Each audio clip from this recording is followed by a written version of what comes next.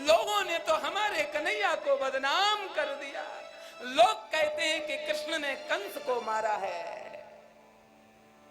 ये बसदेव जी के उद्गार, नंद बाबा के उद्गार हैं।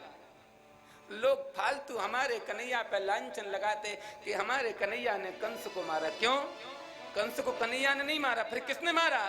बोले दृष्टो कंसा हता पापा, कंस अपने पाप से स्वयं मरा, मेरा कन्हैया तो बदनाम हुआ।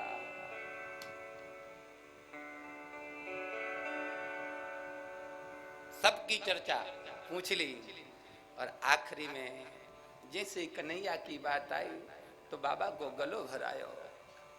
भरे हुए गले से कहते, उद्धव सच बताना,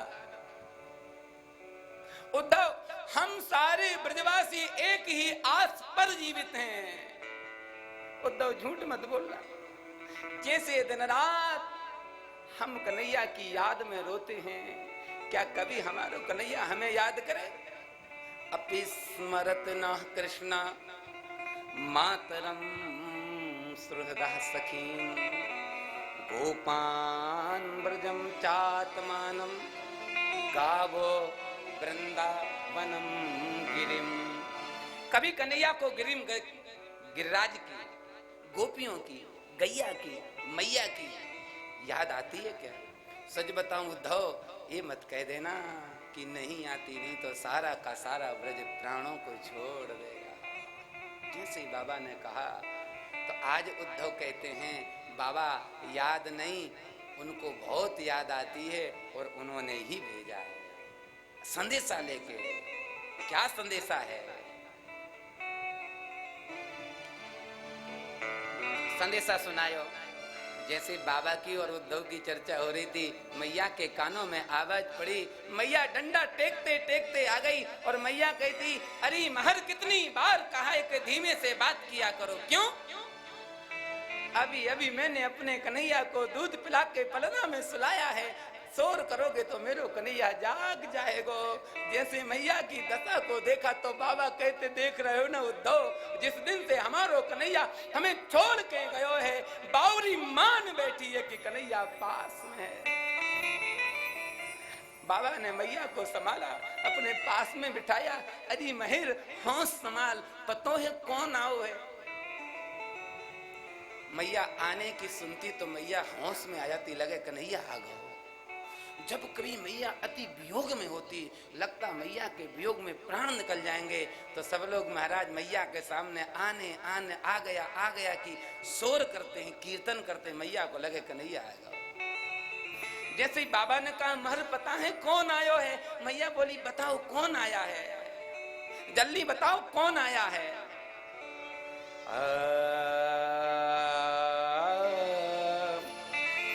इति संस्मृत्या नंदा कृष्णानुरक्तधि अत्योत्कंठो भवतृष्णीं प्रेम प्रसर बिहुबला।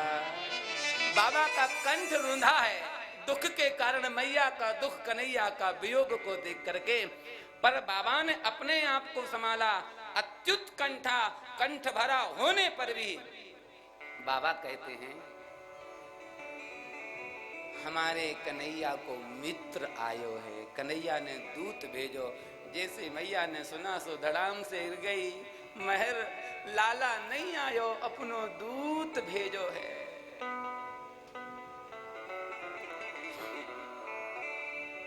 और मैया कन्हैया की यादों को गाते गाते, यशोदा वर्णमानानि पुत्रस्य चरितानि चा श्रवन्त्यत्ताश्रुणीं शक्तिं स्नेहस्नुत्पयोधरा।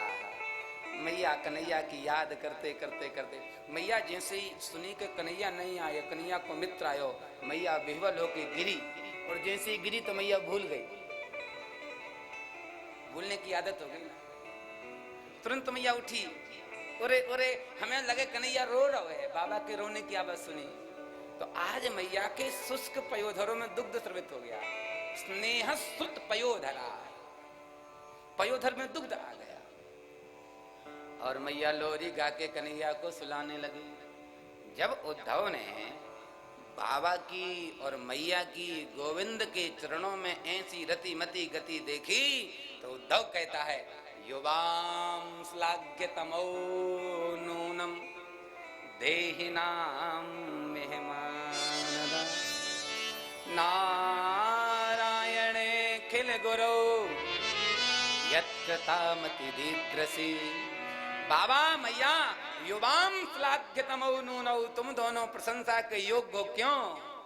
जब कोई व्यक्ति यम नियम आसन प्राणायाम प्रत्याहार जप ध्यान साधना ये सारे के सारे साधन करता है किस लिए कि मेरा मन गोविंद में लग जाए, और तुम लोगों का तो संपूर्ण इंद्रियां गोविंद के चरणों में लगी हैं, इसलिए तुमसे अधिक श्रेष्ठ कोई नहीं होगा। भैया उद्धव जी कहते दृष्टम सुतम भूत भविष्य भविष्यत, देखना चलना फिरना सोना उठना बैठना सारा का सारा कर्म तुम्हारा कन्हैया के लिए हो रहा है। भैया पूरी रात कन्हैया की चर्चा करते करते मैया तो मूर्छित है गई, निकल गई बाबा की। प्रातः काल होने वाला, उद्धव जी ने कहा बाबा मोए स्नान करना है क्योंकि संध्या करनी है। बाबा गए, निवेदन करूं भैया हमारे गुरुदेव भगवान कहते हैं ब्राह्मण का सुबह का उठना किस लिए? बोले संध्या के लिए। ब्राह्मण का सुबह का उठना किस लिए? संध्या के लिए। आज मैं सुबह महाराज जी के पास पहुंचा जाओ 5 बजे, मुझसे बोले संध्या करके आयो, मैंने कहा जी आया हूं। बोले वाह बहुत अच्छी। मैं जब भी गया गुरुदेव के पास पहले पूछते नियम पूरा हुआ? भैया सच बताऊं,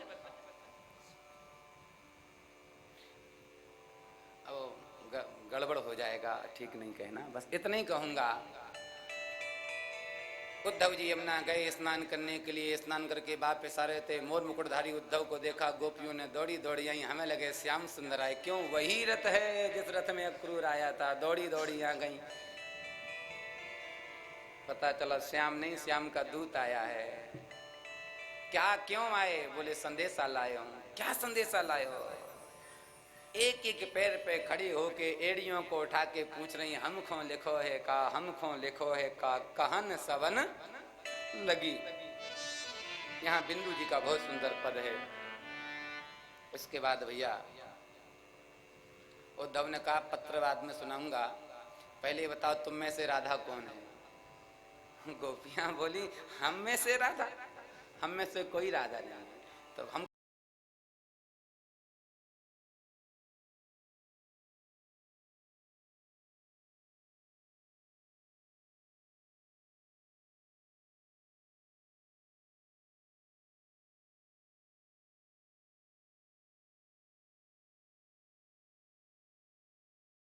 वियोग में भगवान के संपूर्ण शरीर जर्जर हो गया है, रोते रोते आंखों की पलक गल गए हैं। जिस दिन से श्याम गए भोजन नहीं खाया, स्नान नहीं किया, कंघी नहीं की, बाल जटा बन गए हैं, लेकिन अंग की ऐसी कांति है कि करोड़ों सूर्य किशोरी के सामने फीके पड़ जाए।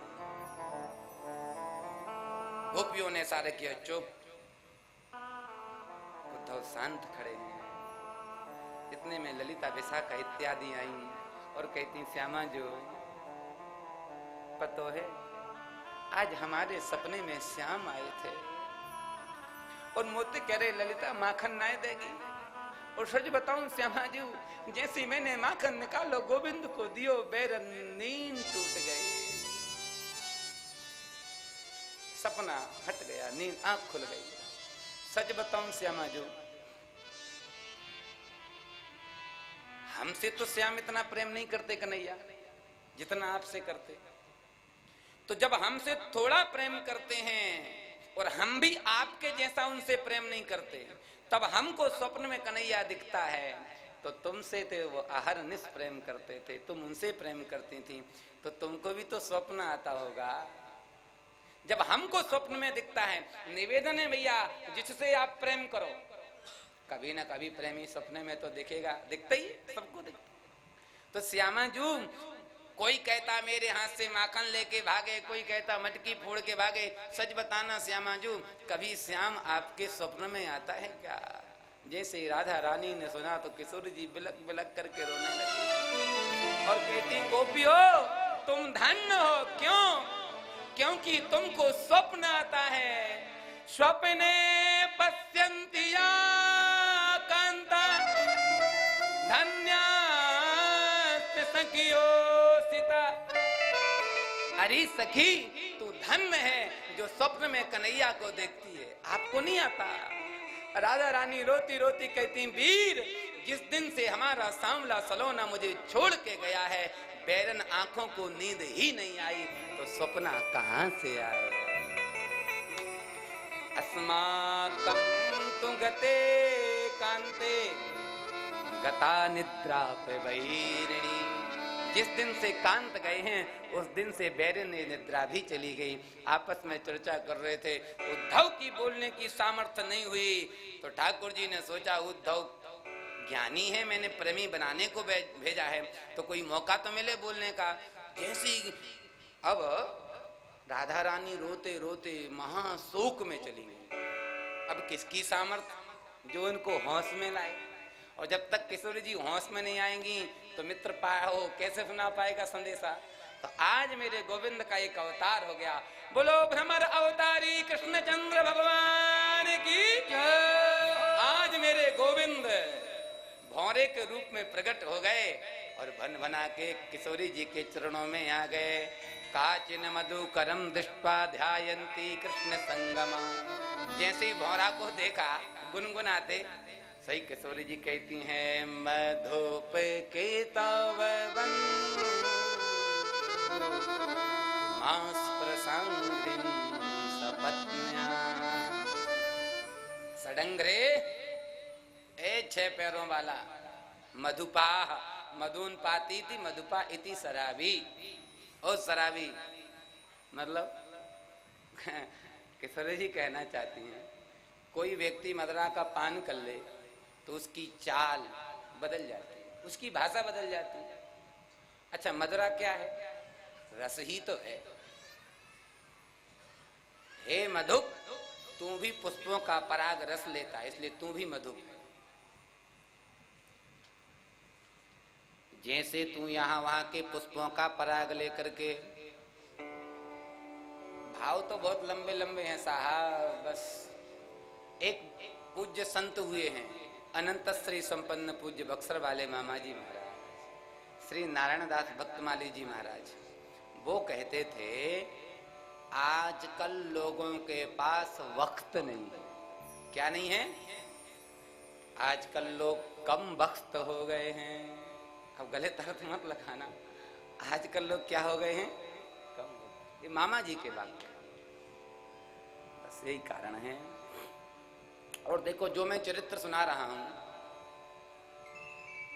ये पूज्य गुरुदेव की आज्ञा पे मैंने मधुर विलास में कृपा विलास में 7 दिन तक बोला। पूरा चरित्र कृपा विलास बालाजी महाराज जी ने सुना है और आखिरी दिन गुरुदेव भी पधारे थे।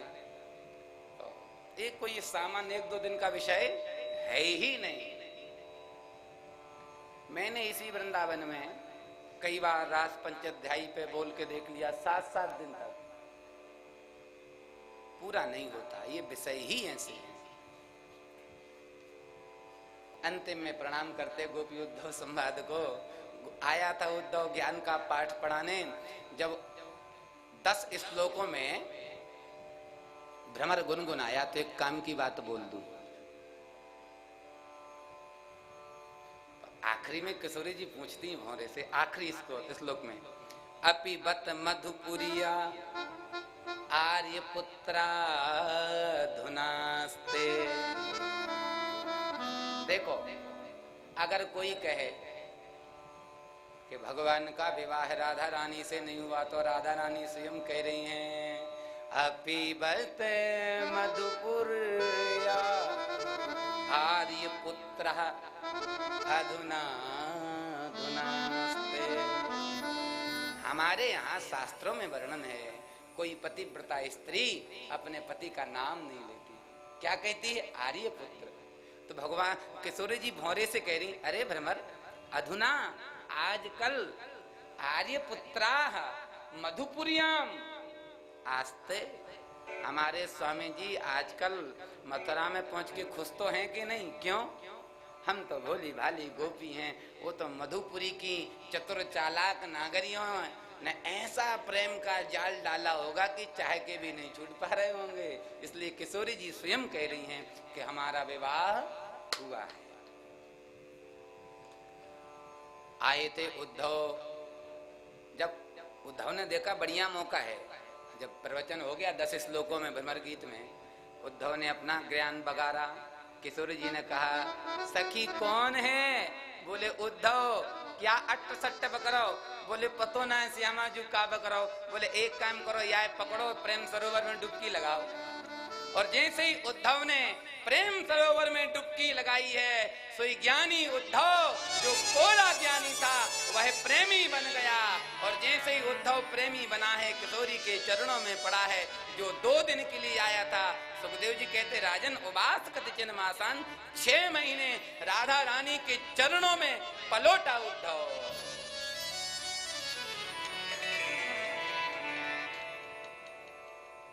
दर्शन होते कि नहीं होते हैं यमुना जी के पल्ली पार? भैया उद्धव गया था हंसते हंसते, वृंदावन से रोते रोते आया। भगवान ने देखा, कहो मित्र कैसे हो? उद्धव कहता बात मत करो, तुमसे बड़ा मैंने कृतज्ञ कोई देखा नहीं, तुमसे बड़ा कोई कपटी नहीं देखा। भगवान ने कहा मित्र तुम्हारी तो भाषा बदल गई। उद्धव बोला तुम बोला भाषा, मेरा तो जीवन बदल गया। क्या हुआ मित्र? राम राम इतने प्रेमियों को छोड़ करके तुम कैसे जिंदा हो? मर क्यों नहीं गए? भगवान बोले मित्र कौन कहता मैं इनसे अलग हूं? आज भगवान ने प्रकट किया है वृंदावन। भगवान कहते मित्र एक क्षण के लिए मैं ब्रजवासियों से अलग नहीं रहता और एक क्षण ब्रजवासी मुझसे अलग नहीं रहते। उद्धव ने कहा गोविंद सच बताऊं, मैंने अपने जीवन में ऐसा कोई कर्म तो किया नहीं। ये उद्धव के बात कहें वृंदावन के लिए। महाराज जी बहुत अच्छी बात कह गए, उसी बात की मैं कह रहा हूं। उद्धव कह रहे हैं सच बताऊं गोविंद, भैया ब्रज का वास मिलना दुनिया की सबसे श्रेष्ठ उपलब्धि है। पूज्य बाबा गुरुदेव सरकार कहते थे, भक्तमाली जी महाराज, भैया स्वाच्छंदम पिल पिबयामुनम जलम कीराणि कंदः पुरो।